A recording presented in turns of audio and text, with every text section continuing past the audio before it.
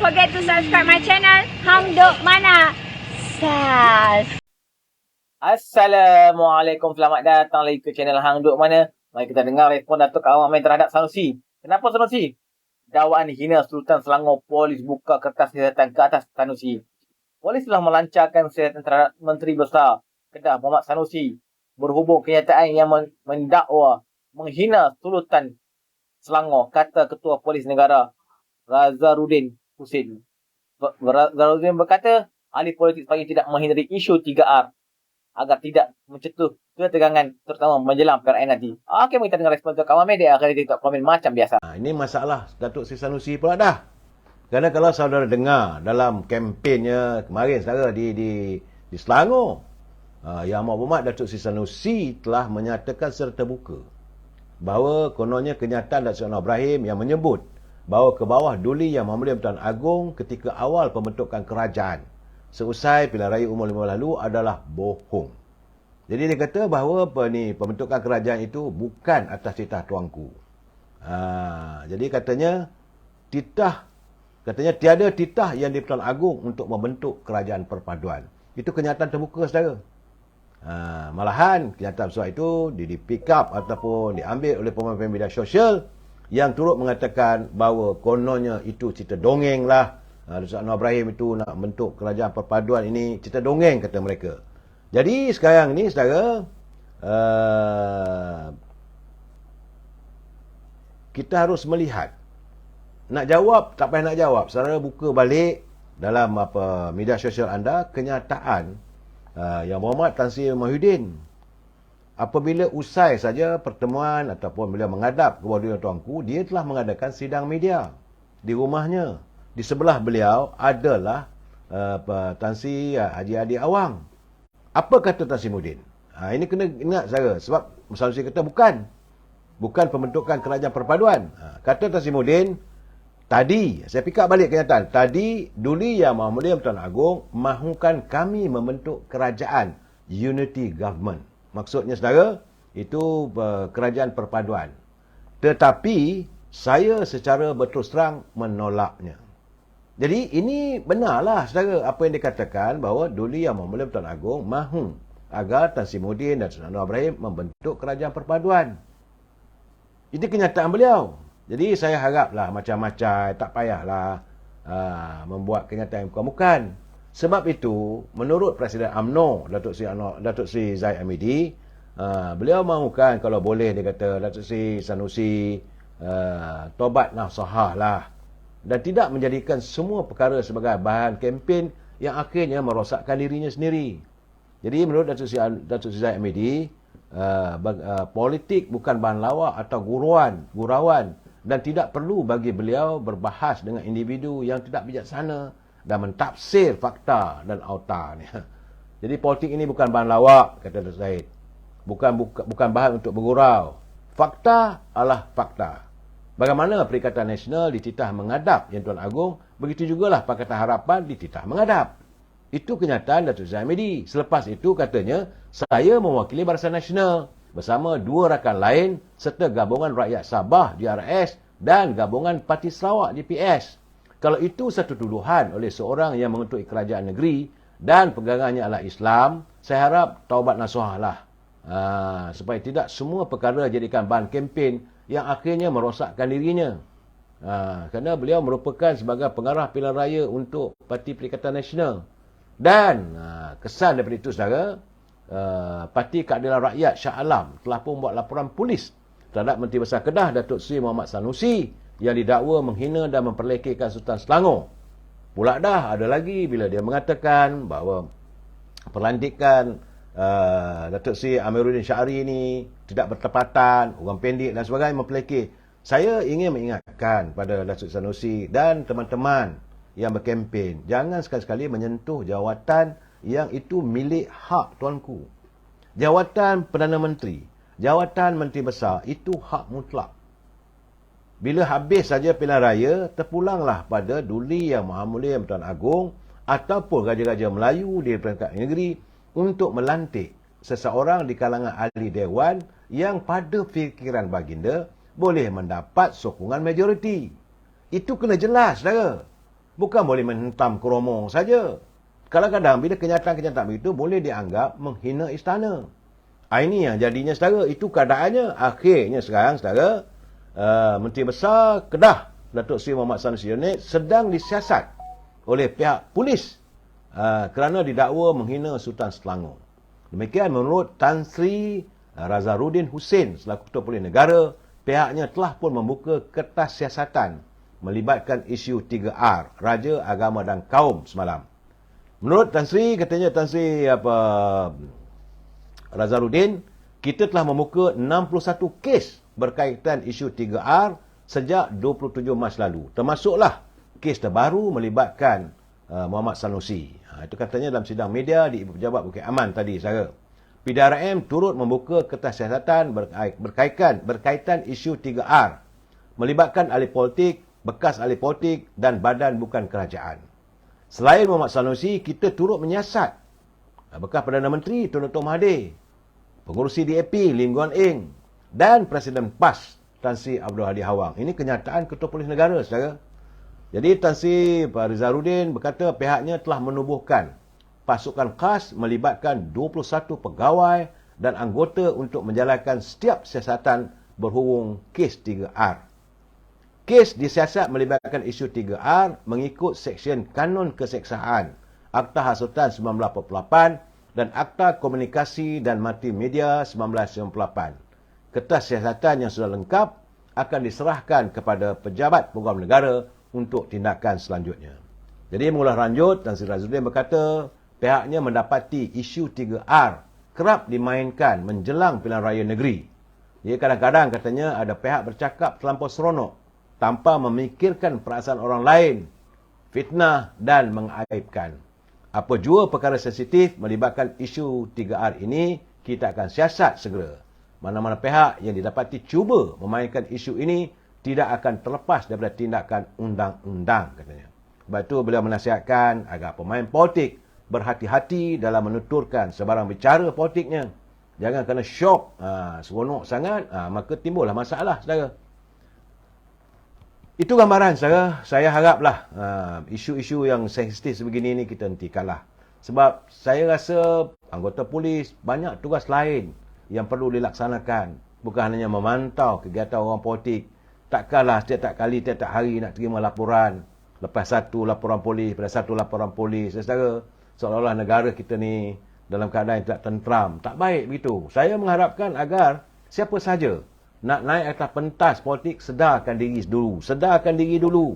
Jangan melontarkan sebarang pernyataan yang boleh membahayakan diri dan boleh mengganggu ketentraman, boleh menyentuh tentang 3R ini.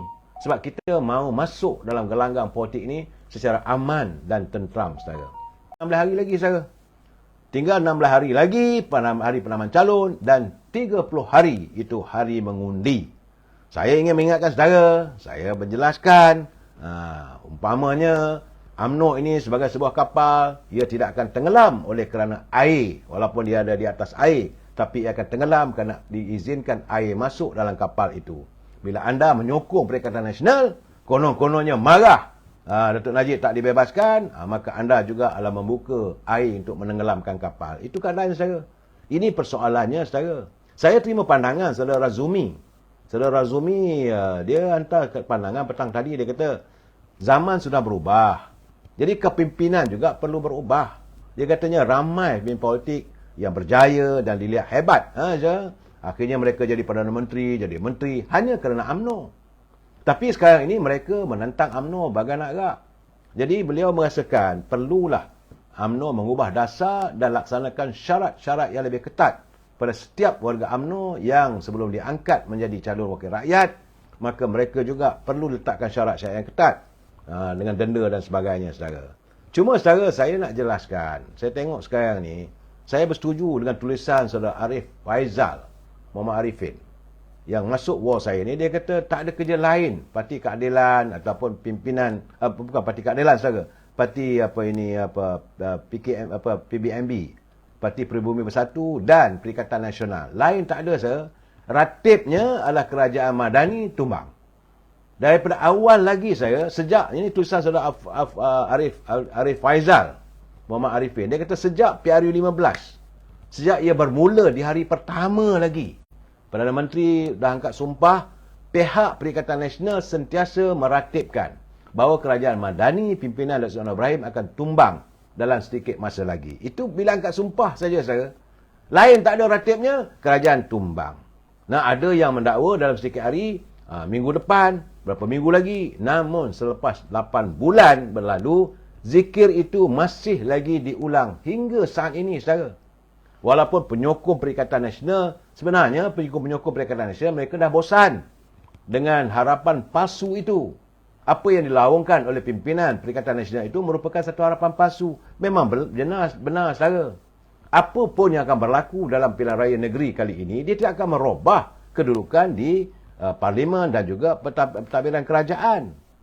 Tapi akhirnya sekarang ni, itu sudah pun jadi propaganda. Omong-omong kosong, harapan kononnya, bahawa ini yang diratib bahawa kerajaan Madani ini akan tumbang sekarang ni, dah jadi propaganda pula dah. Dan menjelang PRU 16, PRU negeri di 6 buah negeri ini, saudara, isu propaganda dari pihak PN untuk meracuni minda pengundi. Ada yang katanya antaranya kerajaan Madani ini akan tumbang pada bulan Ogos. Dengarlah, saudara, kenyataan beberapa orang pemimpin, saya tak mahu sebut nama. Tapi memang jelas ada pemimpin dari PBM mengatakan bahawa kerajaan ini akan tumbang. Dan Perikatan Nasional akan mengambil alih kuasa. Ini satu benda yang bagi saya agak mustahil. Kemudian untuk menokok tambah lagi, kononnya harga barang naik, harga barang keperluan semakin meningkat.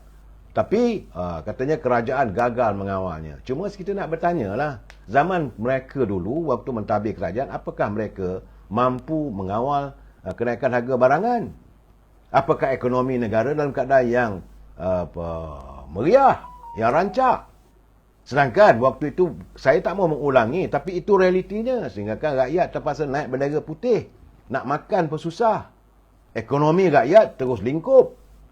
Banyak kawan-kawan saya yang berniaga, tutup kedai sampai saat ini terkapai-kapai. Yang jadi muflis berapa ramai, saudara. Dan itulah merupakan propaganda mereka yang saban hari meratib kononnya kerajaan akan tumbang pada bulan Ogos selepas pilihan raya negeri hanya untuk menggapai yakin pengundi. Itu matlamat mereka, saudara. Jadi sekarang pilihan raya itu sekarang perlu kita faham. Pilihan raya yang diadakan saat ini adalah pilihan raya peringkat negeri, bukan parlimen. Ini kena jelas, saudara. Saya pun tak faham kenapa rakyat boleh terperangkap dan percaya dengan kenyataan tersebut. Yang diadakan kali ini adalah pilihan raya di 6 buah negeri untuk memutuskan siapa yang akan mentadbir negeri tersebut. Siapa yang akan diangkat, parti mana yang akan mentadbir negeri Kedah, parti mana yang akan mentadbir negeri Pulau Pinang. Begitu juga di Selangor, Negeri Sembilan, Kelantan dan Terengganu. Tak ada kena-mengena dengan anjung kuasa di Putrajaya. Tak ada kena-mengena, tak ada sangkut paut. Tapi itulah yang dimomok-momokkan bahawa akan jatuh. Saya kata di mana ada relatednya? Tak ada. Ada pula yang mengatakan, ini saudara, saya cakap terus terang. Saya dengar kenyataan. Kalaulah 6 buah negeri itu jatuh semua, maka ahli-ahli parlimen daripada UMNO Barisan Nasional akan hilang kepercayaan terhadap Datuk Seri Zahid Hamidi dan minta dia berundur. Mana boleh jadi begitu? Nak berundur, tunggulah masa musim pemilihan parti. Ingat parti main-main ke? Ingat UMNO ni parti cekai. Boleh orang tu naik angkat, buang. Orang ni tak boleh, buang. Tak boleh, ada perlembagaan. Takkanlah Presiden UMNO ni begitu cekai. Kalah, berhenti. Orang ni kalah, berhenti. Begitu, saudara. Apa masalah sebenarnya? Melainkan, sebagaimana saya katakan, mereka bercita-cita untuk mengambil alih kepimpinan dalam UMNO. Dan mahu supaya kalau dia jadi Presiden UMNO, seorang itu, orang mereka lah, saudara. Dan orang inilah yang akan membawa ahli Parlimen UMNO menyokong Perikatan Nasional.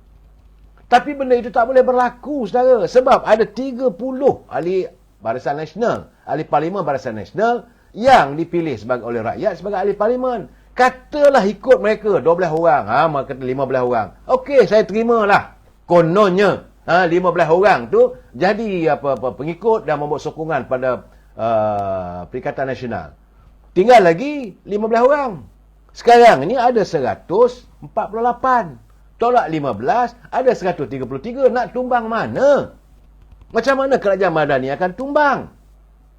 Saya juga hairan, saudara. Bagaimana bila mereka katakan bahawa kalau itu kadang berlaku, pemimpin-pemimpin politik di Sarawak juga akan ikut mereka. Nak ikut macam mana? Pimpinan tertinggi Sarawak dah buat pengumuman. Abang Jo kata mereka kekal bersama kerajaan Madani hari ini. Dan timbalan Perdana Menteri sekarang ni datang daripada Sarawak. Saya nampak benda ni adalah satu benda yang diada-adakan. Lain tak ada semata-mata untuk mewujudkan konon-kononnya bahawa kerajaan yang ini tidak baik, mereka sajalah yang baik. Sedangkan kita nak bertanya, kalau mereka menjaja kononnya ekonomi tak baik. Hari ini saya melaporkan tadi, saudara, ringgit Malaysia sudah pun mula meningkat balik. Dulu sebelum kata boleh jatuh sampai RM4.70 sampai RM5. Tapi hari ini sudah mula berkurangan. Sudah ada RM4.58 tak silap saya. Dan ini saya yakin benda ini akan berterusan melihat pada ekonomi negara dan juga kesan ekonomi di Amerika. Ringgit ini saudara acuannya berlaku apabila kadar-kadar interest ataupun kadar-kadar faedah di luar negara. Dan sekarang ni sudah pun mula baik. Hari ini 700% saudara kenaikannya. Begitu juga bagaimana pasaran saham yang sudah pun melonjak jam 11.30 pagi tadi 1,400 mata. Jadi kalau itu nak diadakan alasan, begitu juga dengan harga barangan. Saya nak tanyalah, zaman Dr. Mahathir jadi Perdana Menteri dulu, macam mana harga barangan di pasaran? Zaman Tan Sri Muhyiddin jadi Perdana Menteri, bagaimana harga barangan di pasaran? Zaman Datuk Seri Sabri jadi Perdana Menteri dalam kumpulan mereka, bagaimana harga barangan di pasar? Terjeritlah, kata untuk ini kita buatlah untuk makiah dan sebagainya. Jangan lupa Makcik Kiah boleh buat duit, akhirnya sepas seranah yang kita dengar. Dan saudara, jangan lupa saudara, bagaimana wang negara dibelanjakan tanpa had. Akhirnya negara kita berada dalam keadaan berhutang sampai 1.5 triliun. Tidak dinafikan zaman Datuk Seri Najib dulu cuma 680 bilion. Tapi bila mereka berada dalam tempoh cuma 4 tahun saja, 3 Perdana Menteri, hutang negara meningkat sampai 1.5 triliun. Dan untuk kita bertanya apa semua, alasannya itu keadaan zaman darurat, tak boleh dipertikaikan dan sebagainya. Itu keadaan saudara. Saya Okey, tuan-tuan, komen saya lah. Saya berharap pihak polis mengambil tindakan tegas kepada mereka-mereka yang memainkan isu 3R ni. Kerana apabila kita memainkan isu 3R ni tidak baik untuk masyarakat. Masyarakat boleh berpecah belah apabila ramai pemimpin politik memainkan isu 3R ni. Kita hendak hidup aman damai di negeri Malaysia ini. So, tidak perlulah buat isu 3R di Malaysia ini. So, dengan itu kita boleh hidup aman damai, tolong-menolong antara satu sama lain. Okey, mari kita terus menyokong kerajaan Perpaduan Madani ni yang menyeru supaya kita sama saling tolong-menolong dan membuat baik antara satu sama lain. Okey, mari terus menyokong PMI. Assalamualaikum.